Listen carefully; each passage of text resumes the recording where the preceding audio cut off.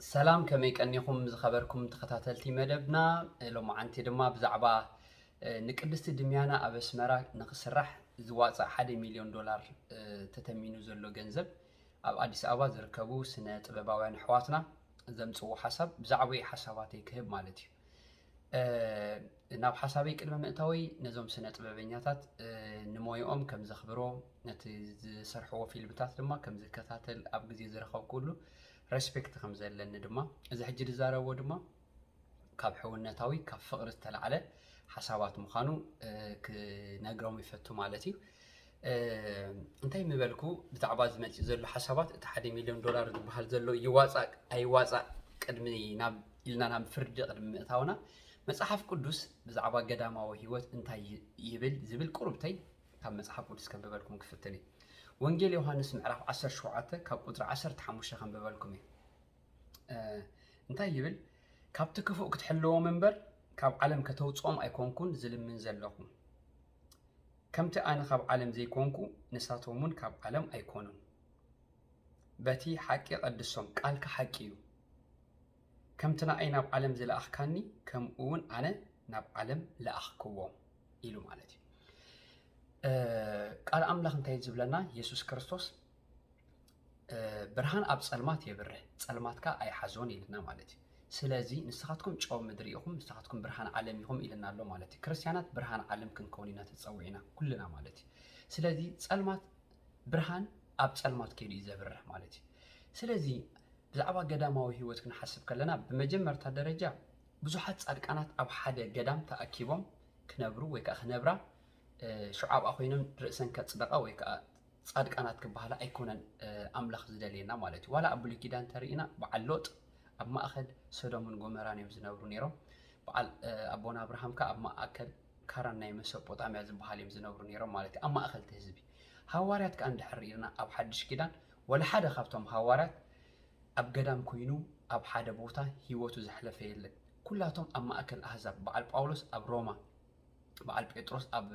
ሮማ ኮይኖም በዓል ማርቆስ ኣብ ግብፅ መፅዮም በዓል ቶማስ በዓል በርቴሌሞስ ዝበሃሉ ክሳብ ህንዲ ከይዶም ኣብ ማእከልቲ ኣህዛብ ከይዶም ብርሃን እዮም ኮይኖም ማለት እዩ ስለዚ መጽሓፍ ቅዱስ ገዳማዊ ህይወት ኣየፈቅድን እዩ ብኣንጻሩ እኳ ዳ ኪዱ ከመባጊዕ እንታይ ኢሉ ኣሎ ከመባጊዕ ናብ ማእከል ተኳሉ ይሰደኩም ኣለኹም ሞ ጠቢባን ከም ተመን ገርህታት ከም ርግብ ይኹኑ ኢልና ማለት እዩ ስለዚ መጽሓፍ ቅዱስ ንገዳማዊ ህይወት ኣየተባብዕን እዩ ካልኣይ ካብ ብዛዕባ ዝበሃል ዘሎ ገዳም ከዓ እንተሕር መፂና ኣብ ሃገርና ዘሎ ገዳማት ወሒዱ ድዩ ወሒድና ድዩ ሕጂ ካልእ ገዳም ክንሰርሕ ንደሊ ዘለና ቁፅሪ ሓደ ሕቶይ ማለት እዩ ካልኣይ ከዓ 1 ሚልዮን ዶላር ኣዝዩ ብዙሕ ገንዘብ እዩ ምናልባት ኢትዮጵያውያን ከምኡ ክገብሩ ርኢና ንኸውን ኢና ኢትዮጵያውያን ግን መጀመርታ ብቁፅሪ ኣዝዮም ብዙሓት እዮም ካልኣይ ከዓ ኣብ ደገ ዝነብር ህዝቦም ኣዝዩ ብዙሕ እዩ ካብ 1 ሚልዮን ክሳብ 2 ሚልዮን ህዝብ ኢትዮጵያዊ ጥራይ ኣብ ኣሜሪካ ይነብር ተባሂሉ ይእመን ማለት እዩ ስለዚ 1 ሚልዮን ን1 ሚልዮን ኢትዮጵያውያን ቅቅርሺ ዶላር ክትከውን ትኽእል ማለት እዩ ንዓና ግን ኣዝዩ ብዙሕ ተሸገረ ህዝቢ ዘለና ህዝቢ ኢና ማለት እዩ ካልእ ነጥበይ ከዓ እንታይ ክብል ደልየ እዚ ገዳም ከዓ ድሓን ተሰሪሑ ንበሎ ወይ ከዓ ኣሎ ንበል ኣብዚ ገዳም እዚ 60 ወይ 70 ደቂ ኣንስትዮ ክነብራ እየን እዘን ኣዋልድ እዚአን ኣይምርዓዋንን ኣይወልዳንን ማለት እዩ ሕጂ 60 ወይ 70 ኣዋልድ ብውሕዱ ከክልተ ወይ ሰለስተ ቆልዓ ወሊደን ተዝኾና ንበል እሞ 180 ቆልዑት እንተወለዱ ነይሮም ማለት እዩ 180 ቆልዑት ንኸይውለዱ ንኽልክል ኣለና ማለት እዩ ንሕና 3 ወይ 4 ወይ 5 ሚልዮን ድሕር ኮይና 180 ቆልዑት የድልዩና እዮም የገድሱና እዮም ማለት እዩ ሕጂ ሓደ መጽሓፍ ቅዱሳዊ ሓሳባት ኣይኮነን ገዳማውነት ኢለኩም ኣለኹም ብስጋ ዋላ እንድሕር ርኢና ይኸ ካብተን ኣብቲ ገዳም ዝነብራስ ኣብቲ ኢንተርቪው እንድሕር ሰሚዕኩም ምዃንኩም ሓንቲ እንታይ ኢላ ነይራ ኣነሲ ፓብሊክ ሄልዝ እየ ተማሂረ ኣብ ማይ ነፍሒ ወዲኣ ማለት እዩ ዲግሪ ዘለዋ ናብቲ ገዳም ኣትያ ማለት እዩ ሕጂ ንሕሰቦም ኣሕዋተይ ከም ስነ ጥበበኛታት ከም እኩላት ከም ማቹር ሰባት ኮይና ንሕሰብ ሕጂ ብኣእምሮ ማለት እዩ ሓንቲ ዲግሪ ዝተማሃረት ሰብ ደውፃእቶ ገንዘብ ንክትመሃር ዘሕለፈቶ ግዜን ጉልበትን ማለት እዩ ንህዝባ ከይዳ መምህር ኮይና ዳ ሓኪም ኮይና ዳ ንህዝባ ከተገልግል ዶ ይሓይሽ ዋላስ ኣብ ሓደ ገዳም ኮይና ፀዲቃ ንባዕላ ኣፅዲቃ ተባሂላ ካብዛ ዓለም ክትሓልፍ ማለት እዩ ህይወትና ካልኣይ ግዜ ኣይትድገምና ምሽ ሕጂ ሓደ ሰብ ኣብ ሓደ ገዳም ኮይኑ ንርእሱ ኣፅዲቁ እንድሕር ትብሉን ኣለኹም ወይ ከጽድቕ እንድሕር ትብሉን ኣለኹም ርእሰ ፈትወት እዩ ዝበሃል ማለት እዩ ምክንያቱ ርእስኻ እንድሕር ዝፈቱ ኮንካ ሕማቅ ከይትንክፈኒ ወይ ከዓ ሓጢኣት ከይቀርበኒ ኢልካ በይንኻ ትሕባእ ማለት እዩ ኣምላኽ ግን ከምኡ ይኮነን ዝደልየና ማለት እዩ ብኣንጻሩ እንታይ ኢልና ኣሎ ኣብ ማቴዎስ 28 ወንጌለ ማቴዎስ ኪዱ ናብ ኩሎም ኣህዛብ ወንጌል ከዓ ንኩሉ ፍጥረት ስበኹሉ ኢልና بسم أبن ولد منفس قدوس እናጥመቅኩም ካ ደቀ መዛሙርቴ ክኾኑ ዝኣዘዝኩኹም ክሕልው እናምሃርኩም ደቀ መዛሙርቴ ይግበርዎም ኢልና ማለት እዩ እዚ ሓሳባት ኣምላኽ ማለት እዩ ካለ ኣብ ገዳም ድሕር ኢና ኢታይ ይኾና ማለት እዩ ተና ደቀ ኣንስትዮ እቶም ኣወዳትካ ኣባ ተባሂሎም ይፅውዑ ማለት እዩ ደቂ ዒስራ ከለዎም ድሕር ኢኹሞም ደቂ 60 ደቂ 80 እዮም ዝመስሉ ዕድሚኦም ጎበጥበጥ ኢሎም ስግኦም ተጎሳቂሉ እዮም ዝነብሩ ማለት እዩ ሕጂ መጀመርታ ስጋና ክጎሳቆል ኣምላኽ አይደልዩኒ ስጋ ቤት መቅደስ ህያው ኣምላኽ ስለ ዝኾነ ማለት እዩ መንፈስናስ ኣብ ስጋና እዩ ሓዲሩ ዘሎ ማለት እዩ ምክንያቱ መንፈስና ማሕደር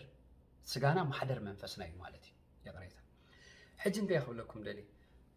ካሌብሲ ኣብ መጽሓፍ ቅዱስ ድሕሪኢናዮ ንኢያሱስ እንታይ ኢልዎ ኣነሲ ዕድመይኳ 80 ኮይኑ ክነሰይ ሓይለይ ግን ከም ወዲ 40 ኢሉ ማለት እዩ ኣብ መዝሙር ዳዊት ምዕራፍ 103 ካ እንታይ ኢሉ نفسينا أملاخ مسجنيو تجابريل كله سنة أي ترسعيو نسو نقول حمام كزفوس نعبساق زدمسس ننقسنت كخا كم نسر زحدث يلو مالتي حجي نقسنتنا كم نسر تحدث يزدلي أملاخ مبر بنقسنتنا كم عبيتي صوت قبت إلنا أبا إيتاي تواهلنا خنصوا فقد أملاخ يكون مالتي حجي نتبه زريكم زلخ مالتي بقى أمرو أنت حاسبنا يوم بمصحف قدس درجة ندحرينا يوم ولا حدا قال أملاخوي سورس يقولون مالتي مصحف قدس كاب بزعبا يسوع كريستوس نحنا نتتسقل كريستوس نسبخ له مالتي حجي يسوع كريستوس بينو ندو يسبخ يسوع كريستوس اخولي ناي قدس دميانا ناي قدس ارتيما ناي استفرالي كالوت سبكتات وي حسابات كي اتوس يسوع كريستوس باقي كباقيم بلاي اخولي بينو مالتي منقدن حقن هيوت النسيو انجرا هيوت نسيو أتون كلكم تصور زخبادكم ناوينعو أنا خاعرفكم إلنا مالتي حجي تركت على بناية حزبكم تتسمعوا إذا حد مليون بحق أن حزب ناسي حجي قدام يزد لي دولو ولا مبرهتي إلكتريك يزد لي دولو ويكا حزب ناسي كيموثيرابي ناي كانسر ماشين ويك تفوز تخيل ناي كانسر ماشين يزد لي دولو ولا قدام كنسر حلو يزد لي دولو ناي بحق اسكن مسحلنا أنا نزرارب مالتي أنا انتي نبلكم مسلكم أب حد مبرهت زي بلو بوتا خيلو جنريتر تدقزامو نقلت 3 سنة 4 كتمات تزبر مبرهت تزركب ناتي حسابات مالي ويكا كيموثيرابي تقبر كبز دبالكم ماشين تتقزا ناتي حسابات هبكم مالتي سخاتكم كان مرميركم نزا حسابات تزرارولو مالتي حجي كل قزي حد حساب كما تصبغو عندي كن اتهزبخ انتاي بلالو بحق كارنت ليخه إمرجنسي أبز جديدس نحزبنا أنت يدليو لكم تركت على بنا حزبكم تتسمعوا بتعمل دسم بلني أبرئيس يخاد ما تصحف قدوس كا أم ببو كاب ذا فترة سبرا يوحنس زخون يخون سب أبجدام كوينو ويكاب جروب كوينام أبجدام كوينام أحلفوا زبل أين ركبنينا حوارات بمنفس قدوس سمري أم نبت حزبي خدون يرو يسبكون يرو ببزح مكرا مالتي كبر نجزياب هير يخون مالتي حجي أمودة أتنتي يخبلكم دليل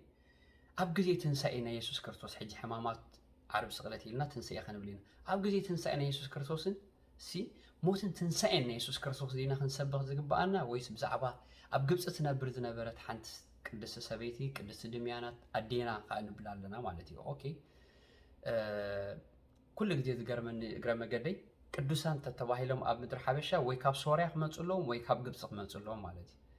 يقريت أمبر نمتاينا أو عدنا زلوان قدست سنايت قدست أزيب قدستي دهاب بناتنا أسمات بناتنا يبلنا نديم كوينا أو حبشة قدساتي أملاكو أبستفليت هاجر كاودد دمتو طريام قدسات كنبللو أيكون زدل مالتي بزحت قدسات اللونا ساتهم بايزوي المدري نأملاك أجلجيلومو أبسماي عصبهم اللوم سلازة أبسماي نعم بوتا عرف في سماي أب سماي كعصب اللوم بس ترى يلن قدوسانا يكونون صادقانا يكونون أيكوننا نبلد لنا جنت هيزول ذلخو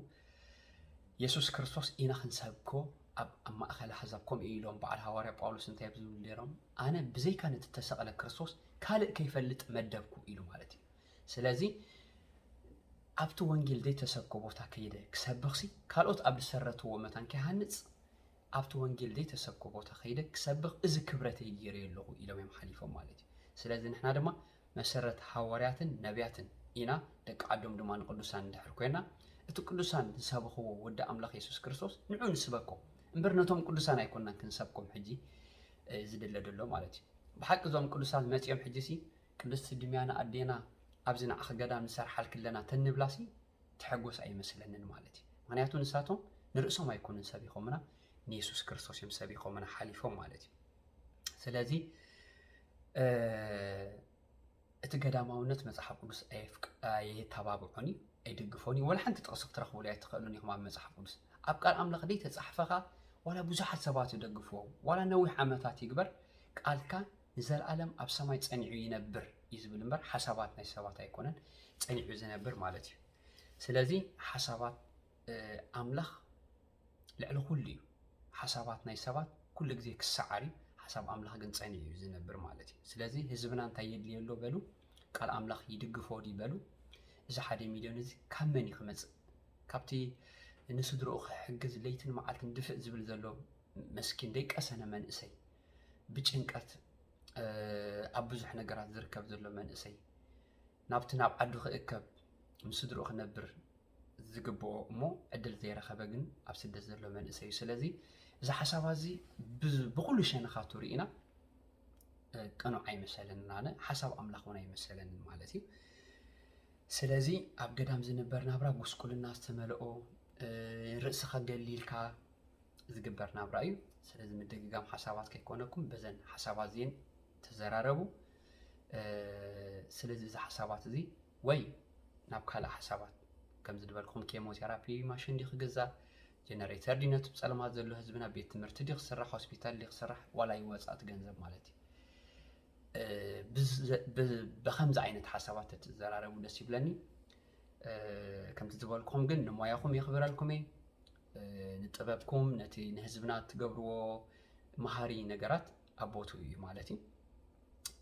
ናይ ሎሚ መደበይ ኣብዚ ክውድእ ኣብ ኮመንት ዝኾነ ሓሳባት እንተለኩም እዛ ቪድዮ ካ ናብ ካልኦት ክትበፅሕ ሼር በሉለይ ነቶም ስነ ጥበበኛታት ከዓ ሼር በሉለይ። እግዚአብሔር ንኹላትና ሰላምን ምሕረትን ፍቅርን ይሃበና። ሰሰናዩ ክብረት ይሃበልና።